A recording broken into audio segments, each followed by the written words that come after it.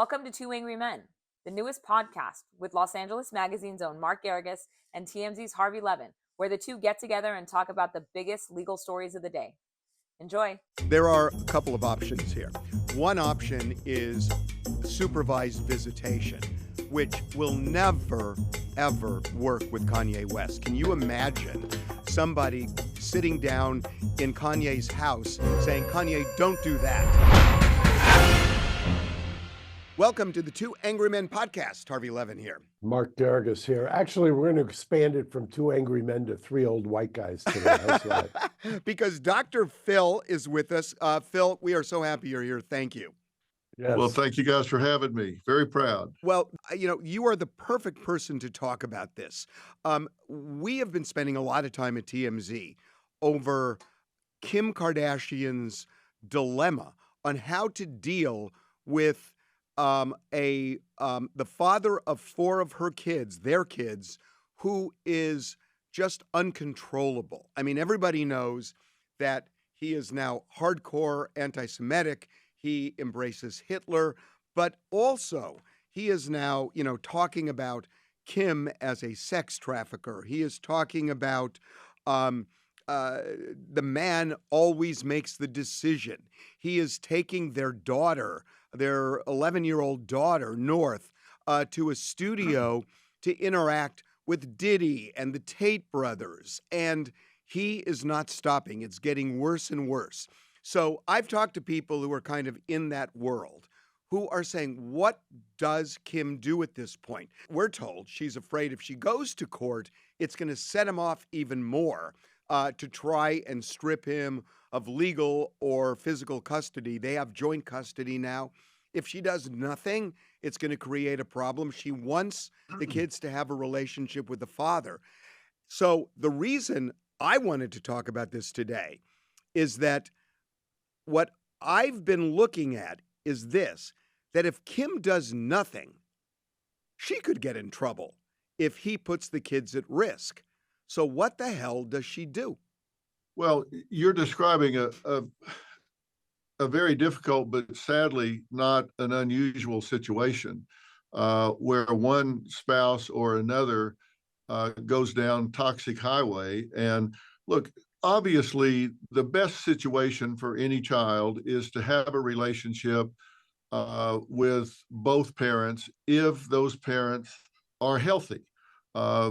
Clearly, if a mother has children and is divorced from the father, then clearly you want the father to be in the child's life if that father is healthy and mentally and emotionally stable and is has a good influence on the child. But that's not always the case. If the father, for example, is a criminal or is into drugs or some kind of self-destructive behavior. And, there are kind of 10 universal things. They're not specific to the state of California, but they're almost black letter law. Number 6 is the ability to identify and prioritize a child's needs ahead of your own. I mean, isn't that just fundamental for parents, that you put a child's needs ahead of your own? And when you're out there running your own agenda, and maybe because a person's a drug addict or they have some interest that they're just obsessed with that's at the child's expense, then you're violating that. And if the other parent sees that and knows that and doesn't do that, doesn't intervene and do something about it, well, that falls under the definition of negligence, because one of the tenets that the courts look to determine if a parent is being negligent is if they fail to keep that child out of harm's way. And that can mean physical, mental, emotional, exposure to other people that could be a bad influence or whatever. And if they get into the court system and the court appoints an ad litem, for example, that looks only at the child's best interest, they're going to look and see whether the parents are meeting the standards that they're held to. And the family court looks at that really hard and that would be a problem. For a problem, not just for Kanye, for Kim. It could be a problem for Kanye in terms of they would look at several things. They would look at whether or not Kanye, they would look at whether or not Kanye was providing a safe, stable, and secure environment.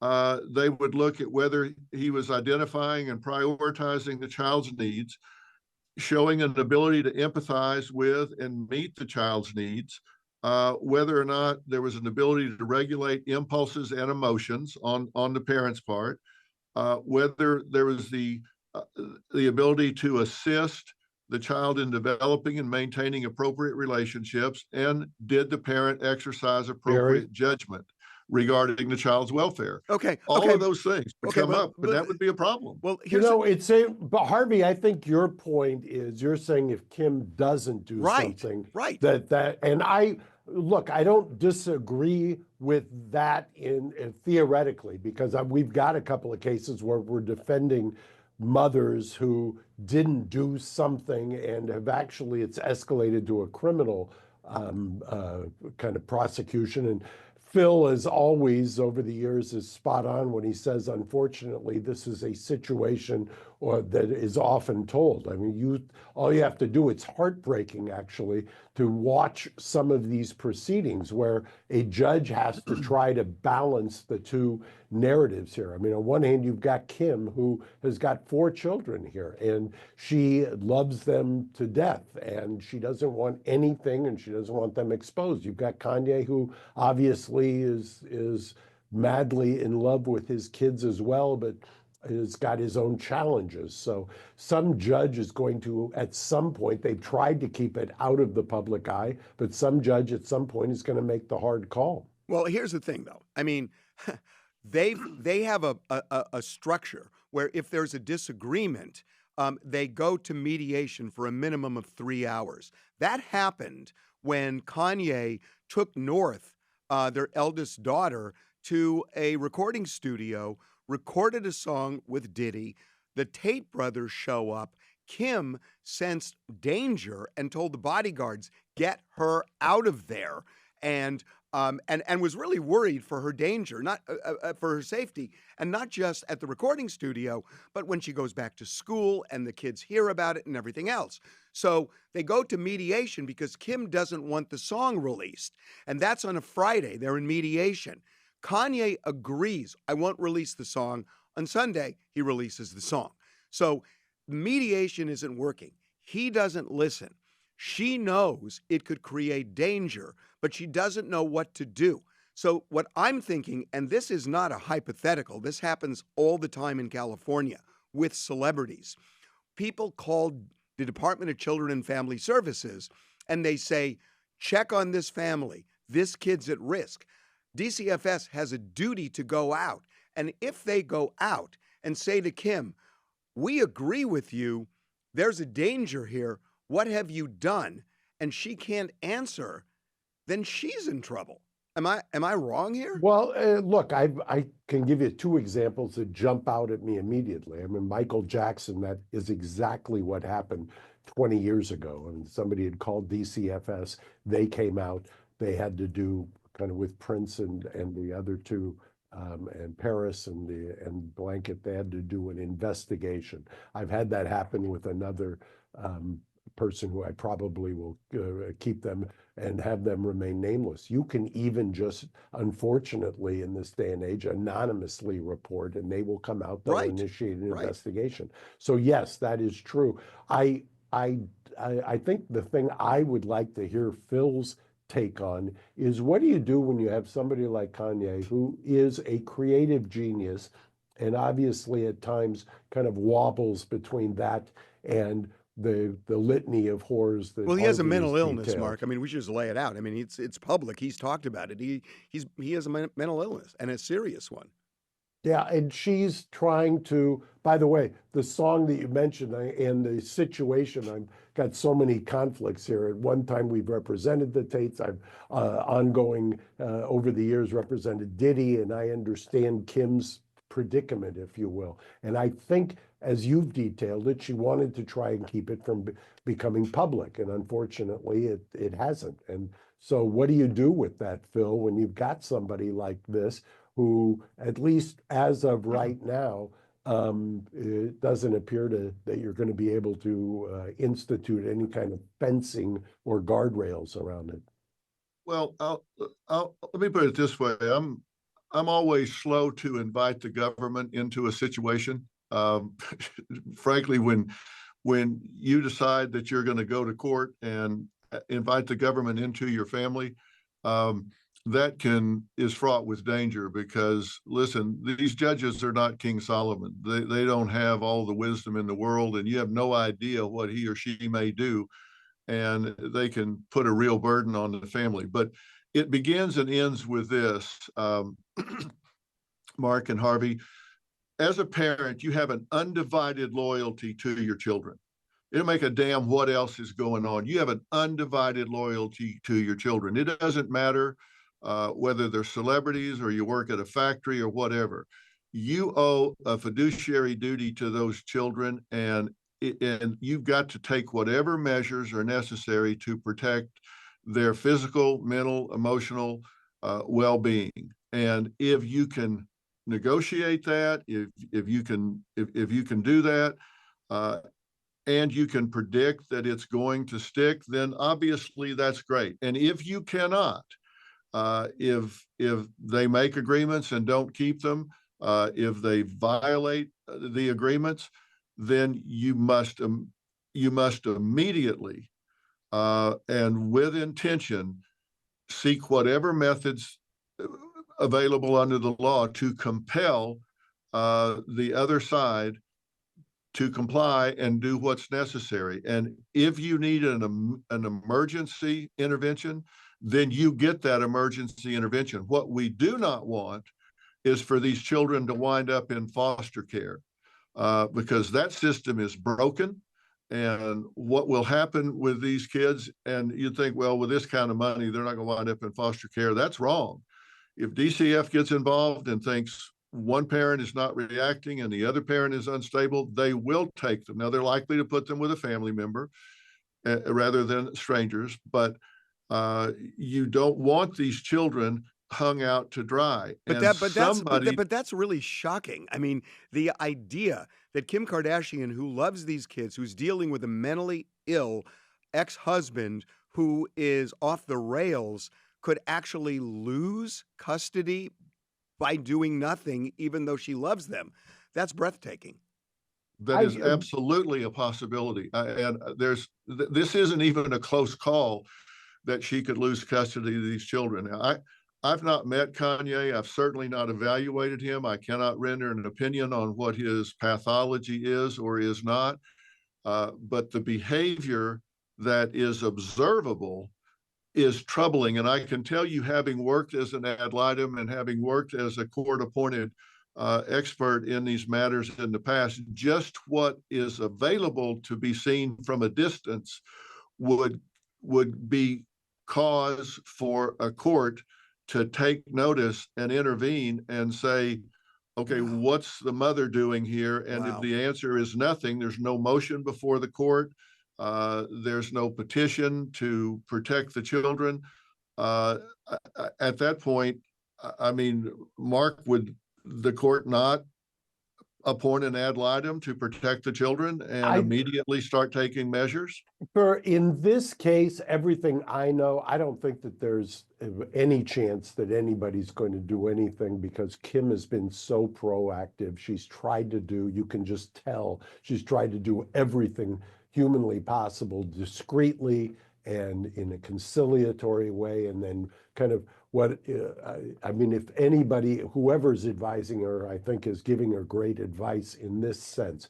She has not escalated it publicly. She's tried to adhere to the agreements. She's tried to do everything possible to keep this or resolve this in such a way that she doesn't damage the relationship. So I applaud her. Well, I do too. But if I'm not mistaken, what Phil is saying is she may not be doing everything possible. That if Kanye is posing a risk, which she herself has said he does by exposing her to certain people, that if she herself believes that he poses a risk, but doesn't seek to yank custody away from him or do something, she's on the hook because she hasn't done everything. Right. Like I said, I've seen nothing that leads me to believe. In fact, I've seen the contrary. I think she's gone above and beyond. Because remember, this is the father of 4 of her kids, and she's also got the kids are at a crucial age, especially the oldest. And she is doing. It's kind of ironic because she's such a public figure and she's just so omnipresent. But at the same time, she's tried to keep this thing from spilling over, if you will. And I think, by all accounts, at least from the outside looking in, a Herculean effort to try to do the right thing here. I mean, I can't imagine anybody second guessing what she's doing here. But I guess you are. Well, no, let me say this. I don't know Kim well, but I do know her, and she and I have had some conversations just one-on-one, but they've been thoughtful conversations, and I don't see her the way her image is in the world as just kind of a kind of pop icon type. I found her to be very intelligent and very thoughtful, and the things that I perceive in her is that she is a very serious parent and really a pretty serious individual. I think she's misperceived and has made a career.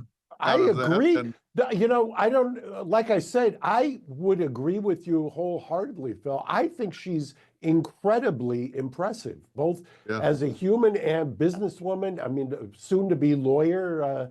And she's got a drive. She's got a kind of a serious yet insightful and self-deprecating humor. I mean, she's the real deal. I mean, look, she gets kind of, there's a caricature of Kim Kardashian in some quarters, not everywhere, but in some quarters that I don't think does her justice at all. She's one of the most impressive humans I've ever met. We all agree with that. I mean, we all agree. Okay, everything you said.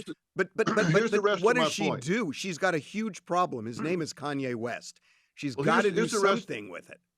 Here's the rest of my point. I think what she's tried to do so far, and I would have advised her in this way, is she's tried to manage this in a peaceful way to not agitate the father in this situation, because he has the means and maybe the temperament to just up and disappear with these kids. Who knows? I mean, I've seen it happen and followed the situation for years where kids disappear with a parent to a foreign country, and it's all kinds of hell to unravel it. I think she's tried to say, look, I don't want to agitate the situation. I'm not speaking for her. I'm just speculating that she's tried to let's not get too aggressive here and cause this to go off the rails any more than possible. But I think there's a point at which you say, this isn't working. And I think the court could hold a parent to the standard of saying, you tried that and it didn't work. If you can't get them to do what they need to do, then it's time to compel them to do what they need to do. And she doesn't want to do that, but there's a point at which if they won't do it voluntarily, you need to compel them to do it involuntarily. So she may be at that point. There are a couple of options here. One option is supervised visitation, which will never, ever work with Kanye West. Can you imagine somebody sitting down in Kanye's house saying, Kanye, don't do that? I mean, how do you think that's going to go over? So, I mean, it's something that is done. It can't be done here. He does not have the temperament for that. So the only other options I can think of is either limiting or taking away physical and or joint custody. And it seems to me, Phil, we're kind of dancing around it, that, nothing else has worked. It seems like we're there. It seems like we're at that point.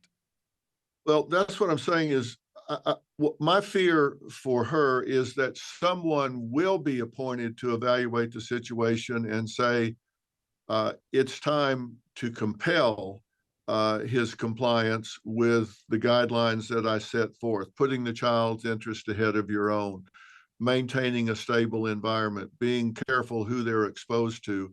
And if he's not doing that, then he will forfeit his access to the children. And Harvey, there are parenting centers where he can have so many hours a week, any parent. And I don't know Kanye, I've never met the man.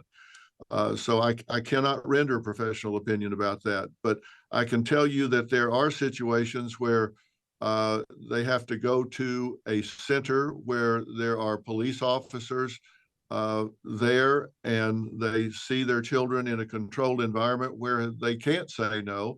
And if they do resist or try to go off of whatever the conditions are, then they're removed from the situation. And as I say, I don't know Kanye. I can't comment on what his pathologies may or may not be, but there are supervisory circumstances where not complying isn't an option.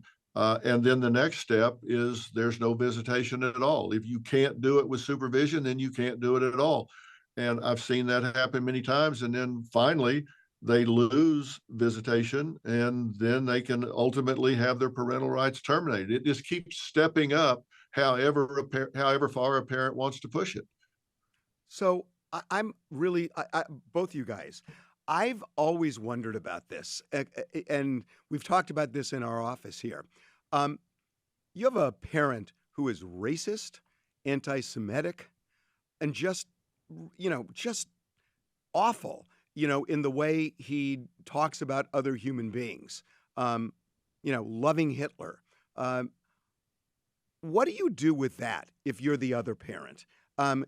Is there any recourse? Should there be any recourse? Because there are probably a lot of racists, lots of anti-Semites out there who raise their kids. So what do you do in a situation like that where the parents are divorced and one person is just super toxic? Well, of course, that's always a subjective call as to what's super toxic.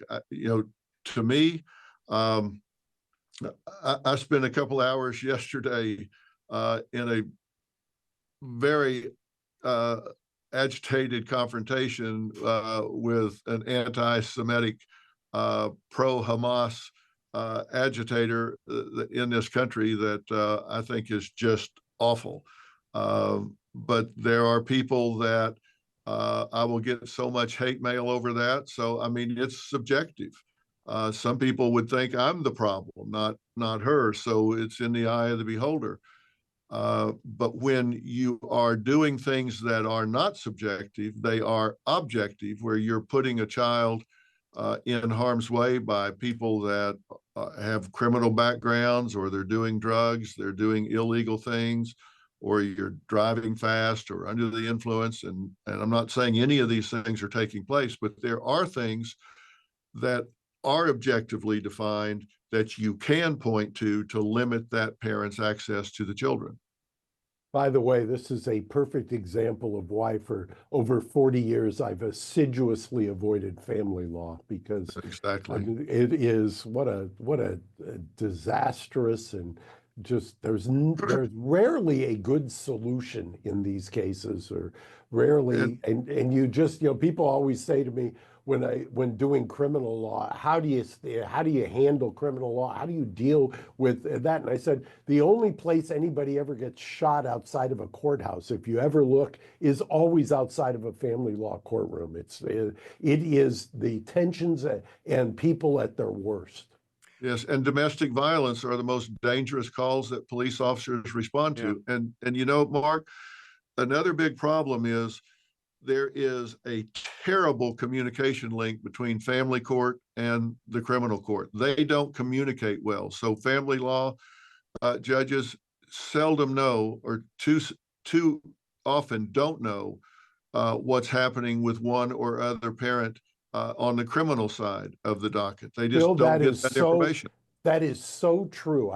We have cases right now where you have to try to tell one judge or the other, wait a second, we've got a judge what we say of concurrent jurisdiction over in criminal law. He's making this order. There's a family judge who's making another order. The orders may conflict. How do you advise somebody on what to do there? And they always say, well, this is criminal court, I take precedence, and this is family court, I've got a different objective. And it becomes this kind of no man's land in between, or a 30-mile zone in between, DMZ in between, as to what you're supposed to do, because a lot of times the orders they aren't consistent, and they don't layer over each other. I had a talk yesterday with a judge who spent 20 years in family law, and she is hard-boiled, to say the least.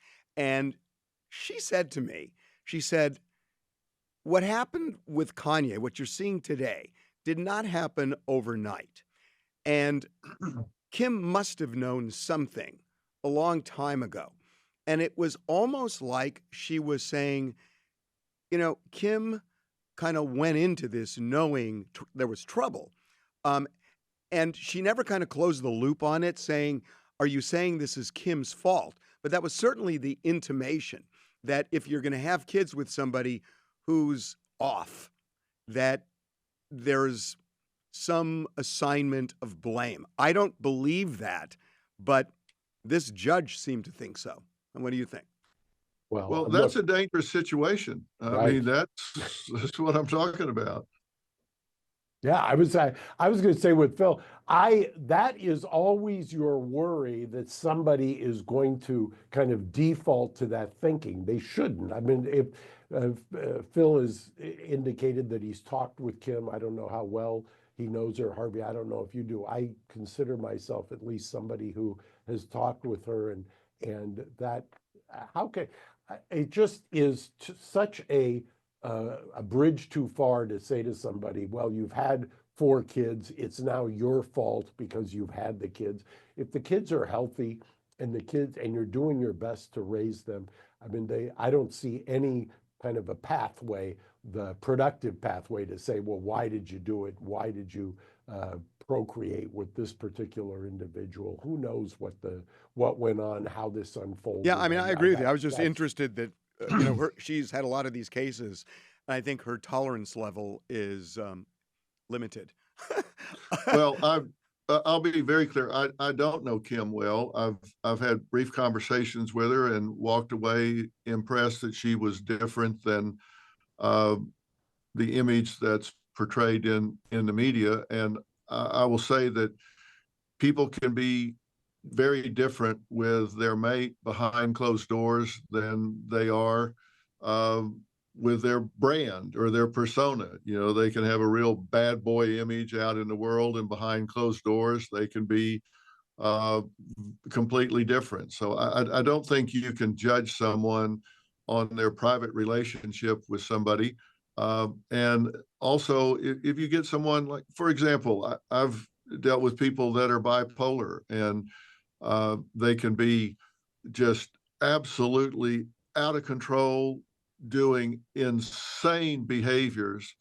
And then you can be around them when they cycle out, and they can be the nicest people you ever met in your life. So, and then there's always this savior thing where you think, okay, I'm the one that can fix them. So you just don't know what's going through somebody's mind or how somebody's presenting behind closed doors. So, but what we do know is, I come back to what I said is, as a parent, parent is both a noun and a verb. It's something you are, but it is something you do.